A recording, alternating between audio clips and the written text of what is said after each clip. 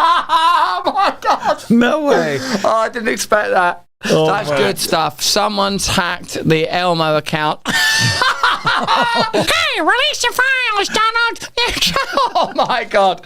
That's what I like about the internet. That's the kind of radicalism that I enjoy. That's the way to make an impactful post. 2 hours after Jeffrey Epstein's body was found, this message was posted on 8chan from inside the Met Correctional Center. Not saying anything after this. Please do not try to dox me. But last night, after the 4:15 count, they took him, Epstein, to medical in a wheelchair, front cuffed, but not one triage nurse said they spoke to him. Next thing we know, Trip Van shows up. We do not do releases on the weekends unless a judge orders it. Next thing we know, he's put in a single man cell and hangs himself. Here's the thing. The Trip Van did not sign in, and we did not record the plate number, and a guy in a green dress military outfit was in the back of the van, according to the tower guy who let him through the gate. You guys, I'm shaking right now, but I think they switched him out now. This could be, of course, fraudulent. There's like some comparisons of their faces. I thought that was quite interesting. I thought that was pretty interesting. I know that that's sort of pretty inconclusive. And also, someone suggested, like, well, just to check the legitimacy of that post, look at is it the IP address? That would identify. Has someone done that? I wonder. It's interesting, isn't it? In a world where someone can hack their way into Elmo's account and post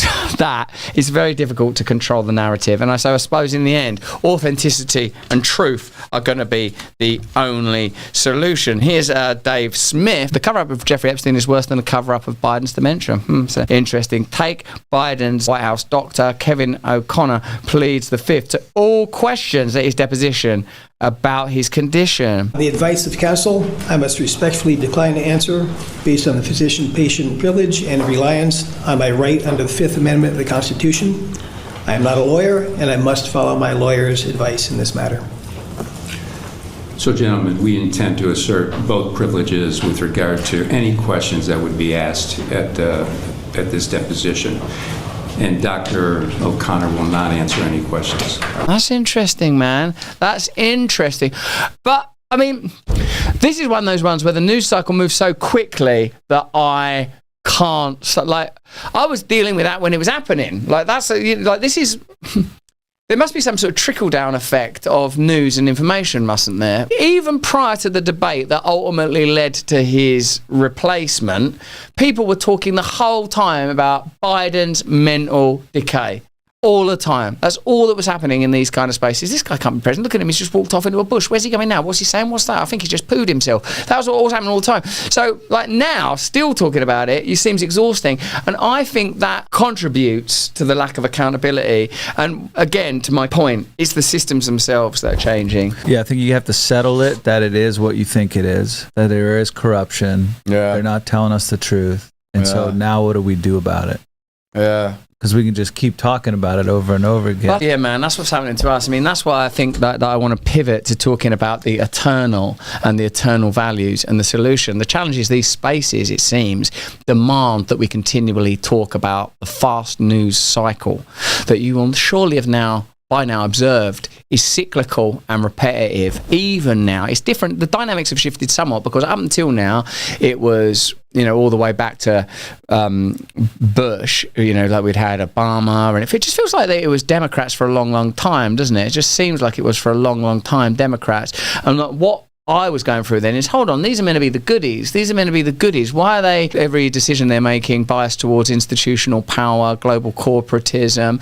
This was before wokeism really kicked in and they started to sort of shift the cultural values and make claims of moral credibility that were always dubious and based on expedience, i.e. they don't really care about the vulnerable ethnic groups in the same way they don't care about the vulnerable during a pandemic. They just use the vulnerable to legitimize authority. That's what was going on. Anyway, that's when I was undertaking a different set of allegiances, shall we say. I was anti-establishment then, I'm anti-establishment now. That's basically, so I don't feel like really I've changed at all.